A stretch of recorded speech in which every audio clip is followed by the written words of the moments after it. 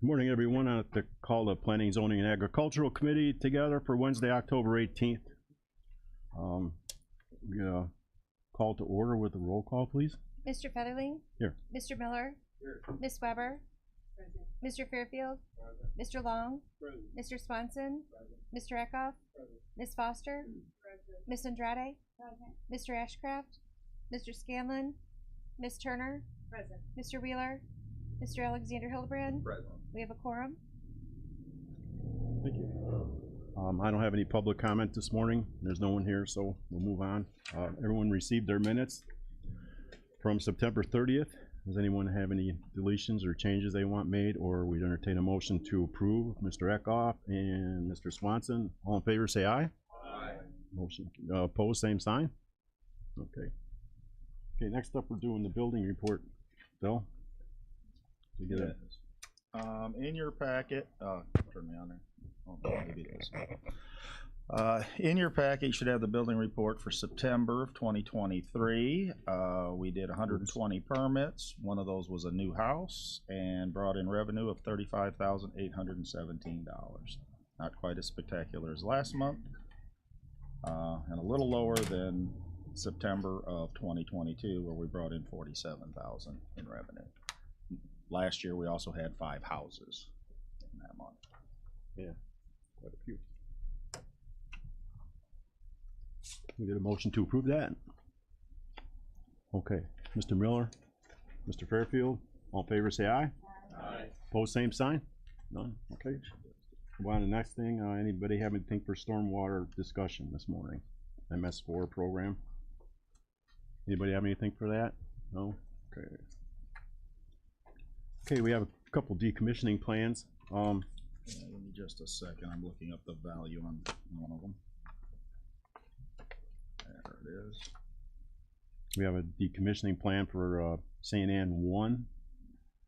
And we can do them both at the same time, Dell, and we'll get through decommissioning plan. Do I have to have a motion to combine All right, them? the bond amount for the St. Anne 1 is $318,332 for the decommissioning bond. And the bond for St. Anne 2 is $287,157. Okay. Any questions on those reports that are in your packets? Get a motion to combine and approve. Okay. Get a motion to combine and approve decommissioning plan for bond for St. Anne 1 and decommissioning plan for bond for St. Anne 2. Okay, Ms. Weber. Okay. Ms. Foster. All in favor say aye. Opposed, same sign. Okay. Okay, next up we have ZBA case request for rezoning from A1 Agriculture District to A2 Agricultural Estates District on a parcel generally situated in Section 11 of Pilot Township. Petitioners Eric Fritsch and property owner and applicant. Yes, this is a. You want to get a motion first, or? Yeah, we get a motion to. Okay, Ms. Weber. Okay, Mr. Swanson. We got a first and a second. We're all set. Okay, this is a request to rezone the parcel outlined in red up there from A1 Agriculture to A2 Agricultural Estate. It is 9.64 acres in size and was divided off the farm back in 2004. The most recent update of our zoning ordinance in 1996 made the parcel size in the A1 district for a home to be 20 acres, and this does not meet that. It should have been rezoned back in 2004, but for whatever reason that did not occur. So really they're just asking to become compliant with our zoning ordinance. The zoning board met Monday night and recommends approval 5-0. Anybody have any questions for Dell on that one? Okay, barring none, we had a motion in a second, so we get it all in favor, say aye. Opposed, same sign? None? Okay, thank you. Okay, next up is ZBA case 2313, request for a text amendment to County Code Sections 121-99C, fairgrounds and racetracks of all kinds, and 121-291-B10F9 mini warehouse and self-storage parking requirements. Petition is Kankakee County. Yes. You have a motion in a second, right? Mr. Swanson, second by Mr. Eckhoff. The need for the First Amendment, the fairgrounds and racetracks of all kinds, came to our attention when NFP Racing was attempting to rezone their property on St. George Road to create a horse racetrack on that property, which already exists. If you guys recall, a month or two ago, you had that case come before you. And while I think all of the boards were okay with the racetrack, they were not comfortable with rezoning a 40-acre tract of land to C2 commercial zoning because of all the other uses it could possibly be used for in the future.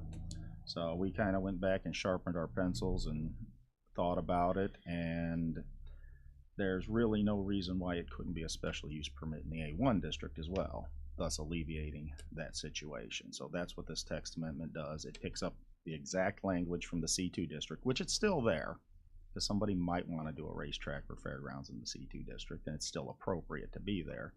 But this also allows it to be the same special use in the A1 district. So all the other rules apply for setbacks and all of that. Zoning board did hear this 5-0 and voted 5-0 for recommendation. The other part of this, which has nothing to do with fairgrounds and racetracks, it came to our attention that many warehouses and the parking requirements for them, self-storage locations and the parking requirements for them just made no sense. Prior to 2006, our code said that for these type of facilities, you needed 1 parking space per employee and 1 parking space for every maintenance vehicle that you may have on site. Many of these places do not have any employees. A few of them have an office with 8 hours a day, maybe a secretary or receptionist there. But that got removed for whatever reason in 2006, which meant that for these facilities, it goes back to our general parking requirements for the industrial district, which is 1 space for every 400 square feet of building. And these do have a lot of building square footage. An example is the Amberstone storage up, which is the one brought it to our attention, up in Manteno on Route 50, that has no office, no employees. Our ordinance as written, they would be required to have 70 parking spaces. That makes no sense to us. So what this does, this amendment takes it back to the 2006 version. Okay. Anything else, Bill? Any other questions? There's any questions Yeah, on I'm gonna it, get but some questions. I was the gonna zoning see. board also agreed 5-0 Yeah, to that. okay. Ms. Weber? Thank you. You're saying this is for all storage areas then too, it's not just this one? No, this would apply to all storage, self-storage facilities, Yeah. yes. Okay, anything else for Dell on this particular one? Any more questions for you? Any more comments from you? I mean, it's kind of flexible. They don't need parking if they don't have employees or maintenance vehicles, and if they do, then they need 1 for each one. So the number of parking spaces is really going to be based on their business plan and model. That makes the most sense, so. Got a first and second. If we get it, all in favor, say aye. Opposed, same sign. Okay. None. Okay. Next up, we have, for planning, we have opening of bids for Hopkins Park, Pembroke residential natural gas conversions. Okay, last month we didn't have anything, right, Del, for that particular item? That's correct. We went back out for RFP for, and this is for the conversion of individual houses to natural gas. We're expecting to do about 230 houses with the grant money that we have. We have 1 bid, came in yesterday at 3:50 p.m. from Glady Plumbing and Piping. So I am going to go ahead and open that. We got a motion to approve, motion and a second? Oh, to open the bid, sorry. We usually don't do that here. First and second. Mr. Eckhoff, Mr. Alexander. All in favor, say aye. Aye. Opposed, same sign? Okay, go ahead. We don't usually open bids here very often. Okay. Bidding and contract requirements.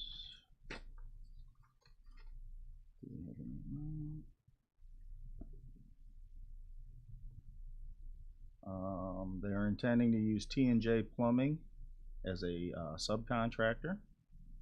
They are MBE certified. Let's see if there's any bid amounts. I did not set up this bid, so I don't know, or this RFP, so I don't know where it'll be.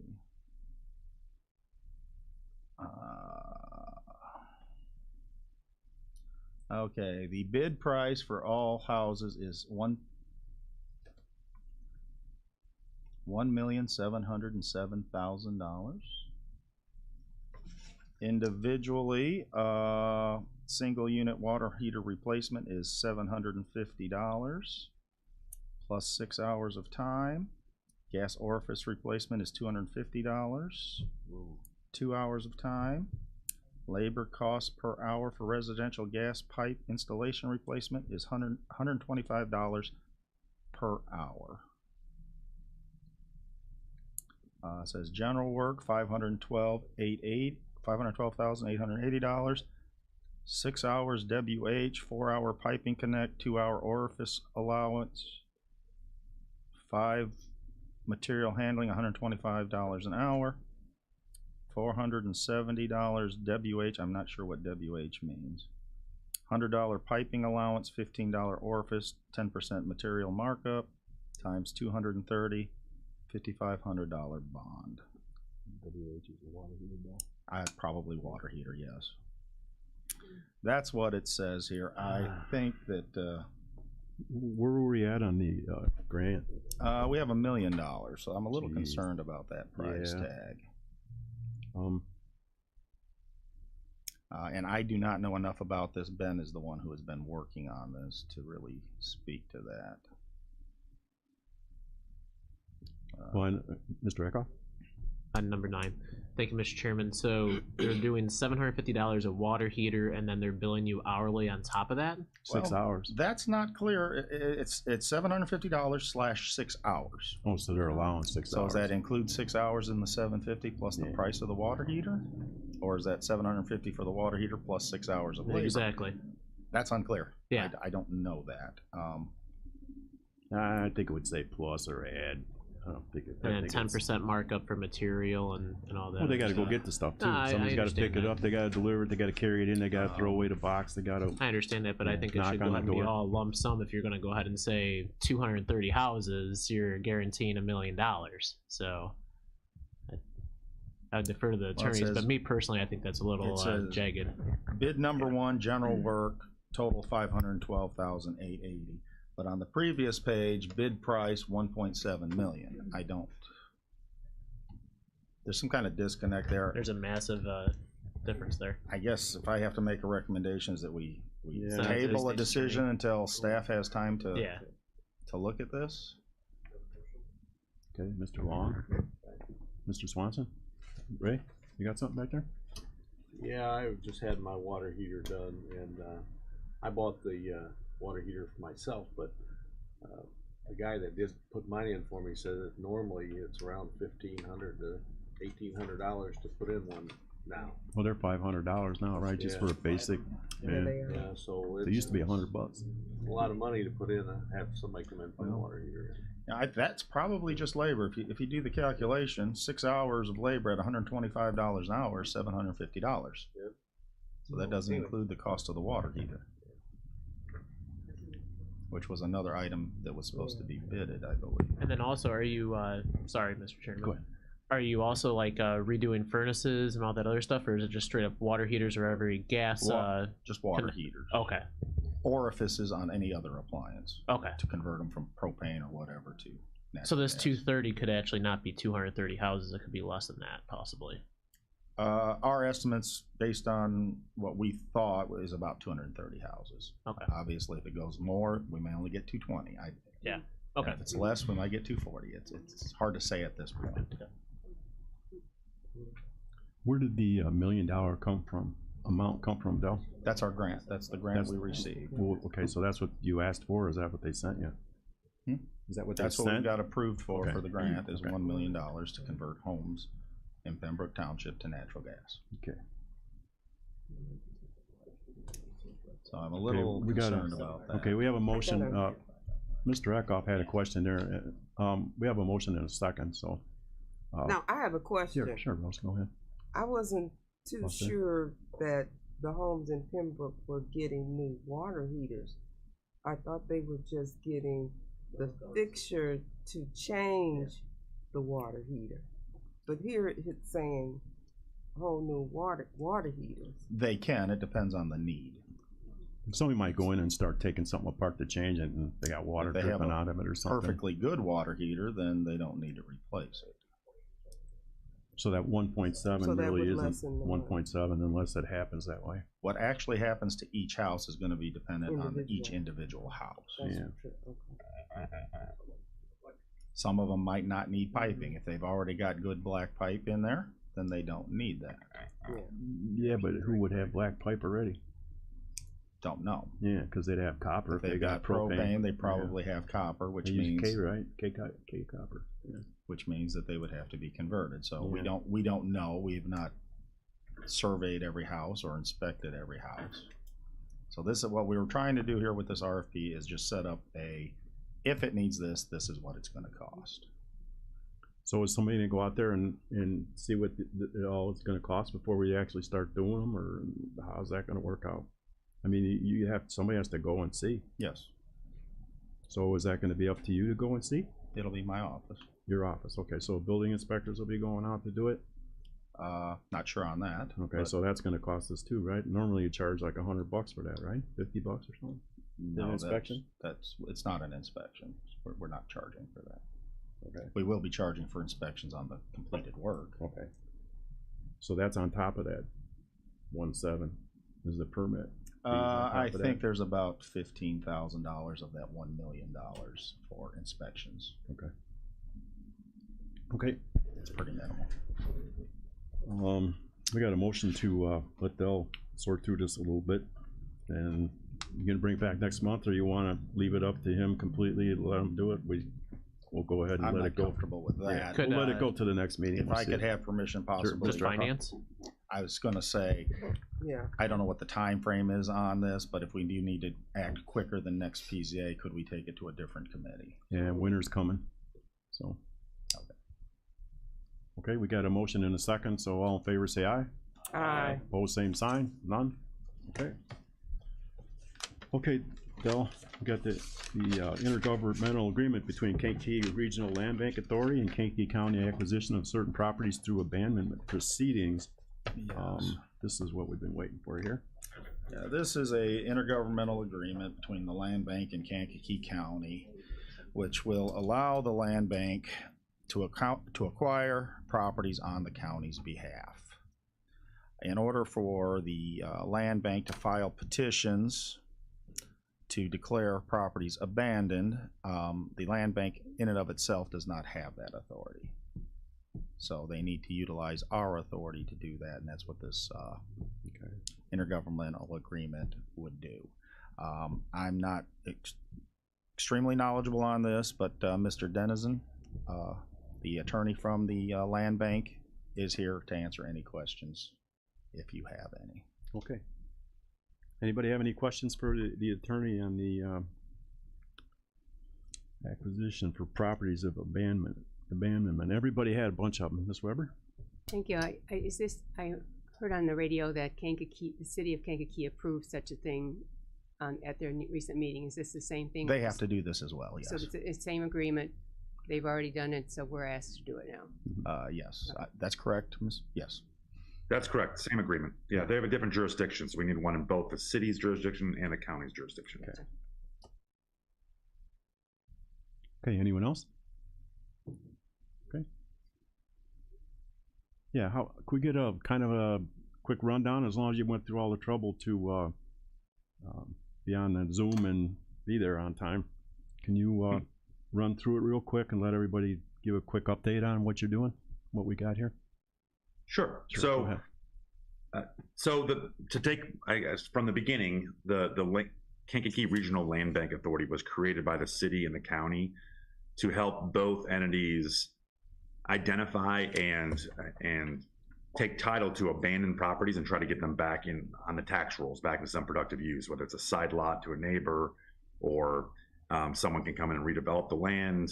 Just something where right now it's disconnected from any market, any new use, because often it is the owner has walked away. It's sitting there in limbo. And some of these are picked up through the tax system, the tax trustee system that you may be familiar with. And a lot of those at that point in time, the structures have fallen apart. And so we've lost a lot of value and lost a lot of opportunities to do something new. So Land Bank tries to work with all of the different avenues that the county has available to it and the city has available to it to intervene and save some of these properties and get them back into some productive use. One of those avenues, a primary avenue, is a process in Illinois that's essentially like condemnation, but it's you go into court and you get a property declared abandoned if there's taxes or water bills that have not been paid for over 2 years, if there's an inspection done and no one is living there, and the property has shown clear signs of deterioration that's impairing the public health, safety, or welfare is the standard. So if those three factors are met, you could file a petition. The petition process, then you serve everyone associated with the property with papers to come forward and claim the property. If it's your property and you want to keep it and it's not abandoned, then you would come forward and claim the property. And then if someone claims the property, it's not abandoned, the case is done. If no one claims the property, which with other land banks, about half to 75% of the time that's the case, then at the end of 3 different rounds of hearings waiting for someone to come claim it, a deed is issued to the jurisdiction that filed the petition. So in the county, for areas that are outside the city, outside any city, in unincorporated Kankakee County, it would be the county's authority, and a deed would be issued to the county under the abandonment statute. That allows you then, it comes and resets the taxes, resets title because you served everybody, and now that property can be saved and conveyed to some new user using the land bank's process. The land bank itself has members from the county that have been assigned to its board that control that process in Kankakee County. And it's essentially an open process with open bids, and we can discuss that further down the road of what that looks like once they take title of the property. This is really how do you gain control and intercept some of these properties using the tools that are available already to the county.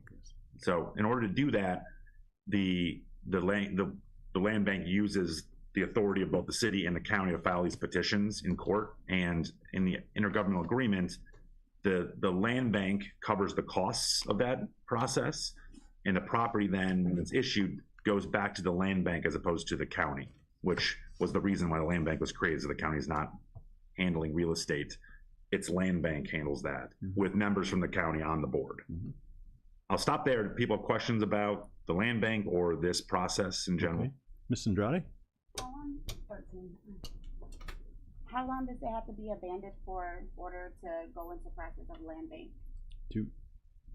So it has to even file a petition, you have to demonstrate that factors showing that it has been abandoned for about 2 years exist. So no one's paying the taxes, no one is maintaining the property, and there's no one living there. You just have to show that the 2 years of taxes and plus at the time you're filing a petition, those other 2 factors exist to get into court. But the biggest part of this is that the filing of the petition is not the point. It's the actual service on all of the. We have to look up everyone that has an interest, including the owner. But if there's a bank out there, anyone that has an interest in the property, they get served with the petition and told to come into court 1 of 3 times and claim the property. So that's really what leads to a determination of abandonment, is not that these certain factors exist. You have to have those factors to even file the petition to suggest that it is abandoned. But really, it's this process that takes about 6 months of serving people multiple times to come forward and claim the property. And it's the lack of anyone claiming the property that leads the judge to declare it abandoned and have the title shift over to the jurisdiction. It was a statute that was part of the demolition statute that was meant to try to save properties from demolition, allow the municipality or the county to step in if a property is showing clear signs it's just sitting there waiting to be knocked down. It's just deteriorating. Yeah, because I have in one part of my district, I have 2 abandoned homes that were burned down. Well, not all the way down, just burned.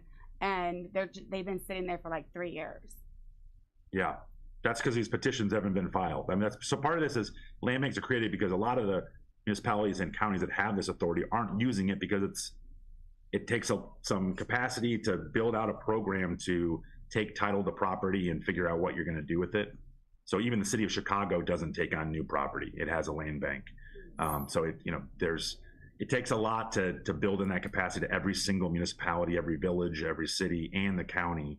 So the land bank was built to follow up on a couple of these different pathways to intercept properties like that, hopefully before they burn down.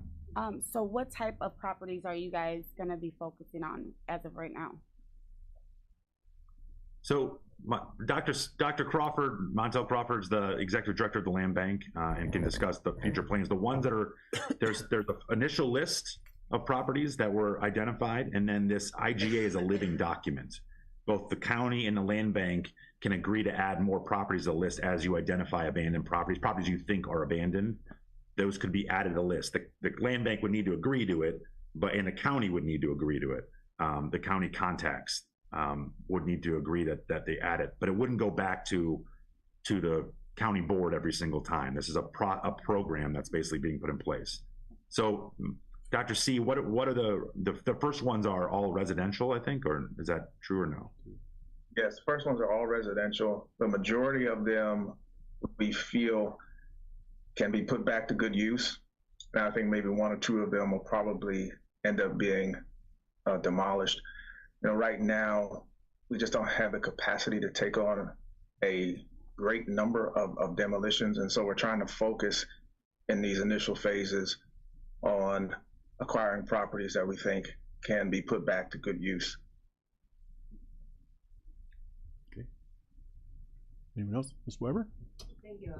In our packet is an exhibit A with 2 properties on it. Mm-hmm. Are those the first 2 that? Yes, I believe so. Okay. And what does it, and the second question is, what does it mean to reset the taxes? What does that mean? He said, you had used the term reset the taxes and reset the fees. Yeah, so if a property is abandoned and acquired through the abandonment statute, the taxes that went unpaid remain unpaid, but they're no longer a lien on the property. Oh. So they're essentially moved from being a lien on that property that blocks anyone else from using it until they repay the taxes, and becomes just a debt that's owed to the county. The debt doesn't go away, but there really is no one to pay it. And ultimately, the way we collect taxes is through the lien that's on your property and selling the property.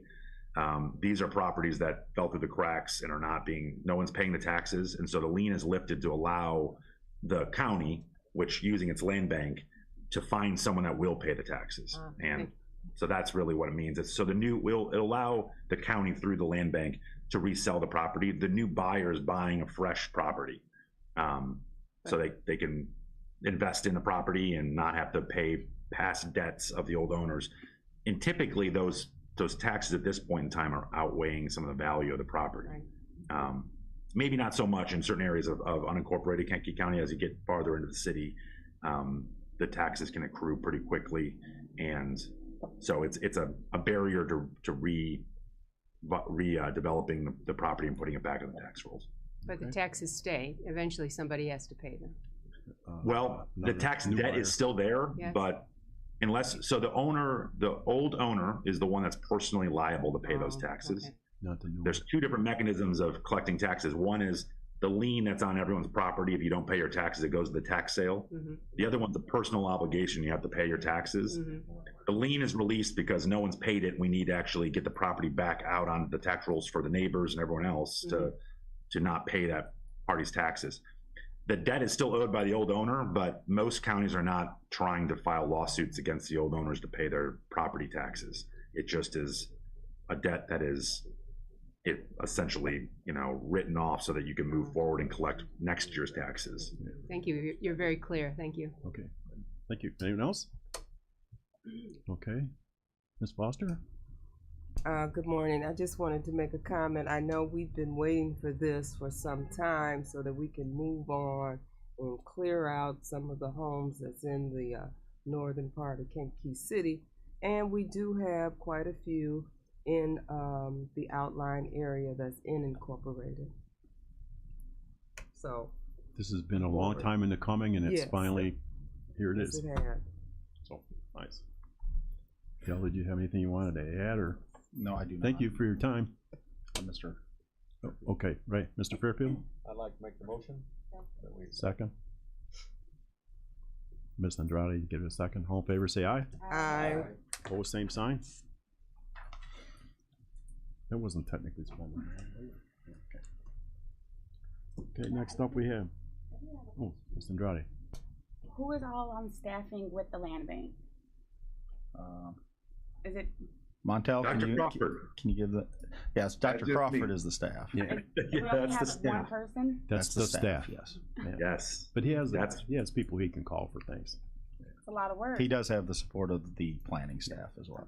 He's got his inspectors and stuff. Yeah, that's a lot of work for one Yeah. person. Yeah, he'll get it. There's Watch. not been a huge budget for the land bank yet, so these are getting started with grants and trying to get going with, there's some contributions from both the county and the city, but to hire Dr. Crawford, that was the first step, have someone dedicated to this work, and then hopefully to show value to the members, and over time, bring in more grants and more contributions to expand the capacity to handle more properties. Give him a little time. Well, thank you. We have all been very excited to hear from you. Great. No problem. Okay, thank you. Thanks, everyone. Thank you. Take care. Next up, we have Tri-Village Corridor Development Regulations discussion. Kelly, can you put up the other one?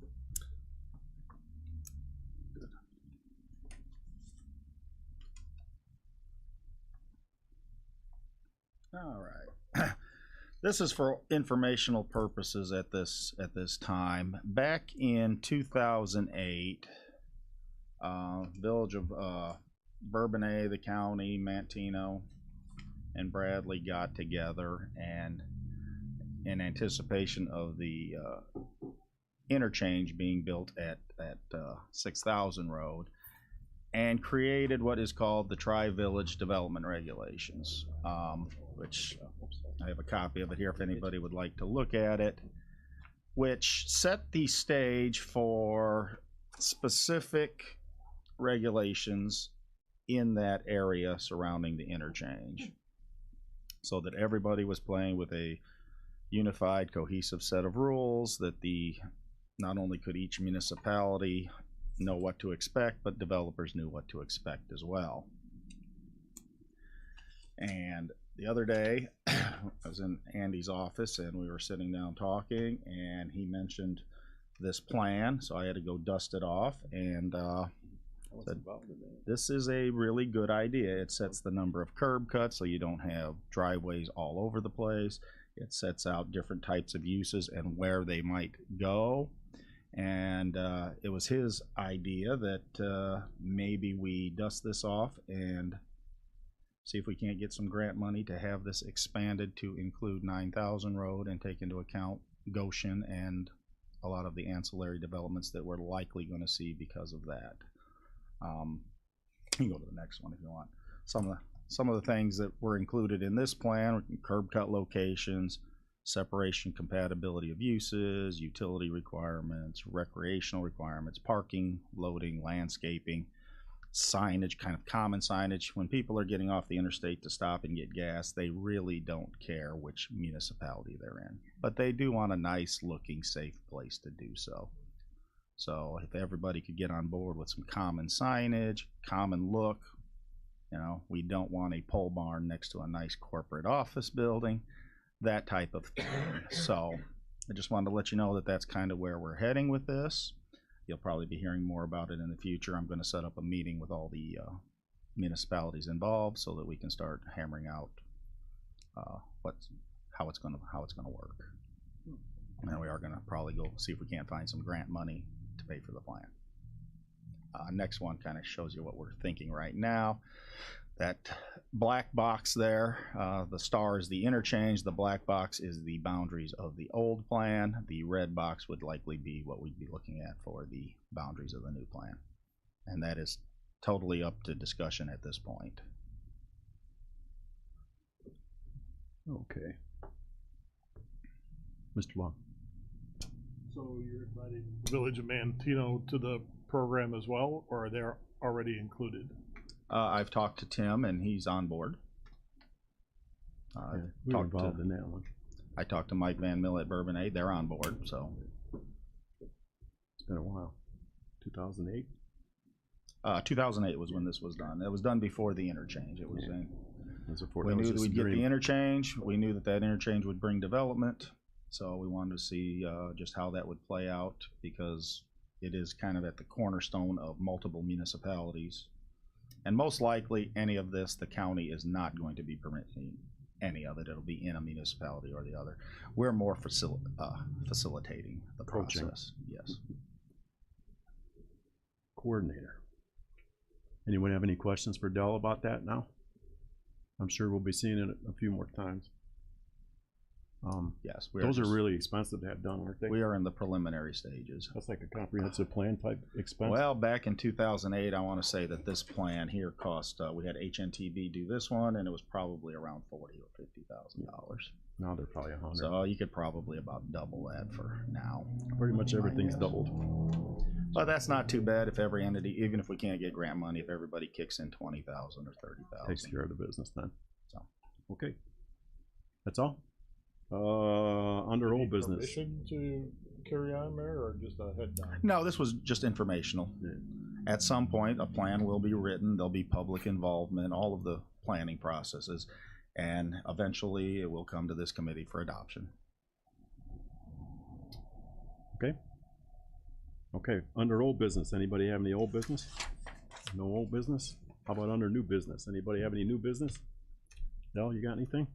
I do not have anything at this time. I don't. Okay, and entertain a motion to adjourn. Mr. Fairfield and Mr. Swanson, all in favor say aye. Aye, opposed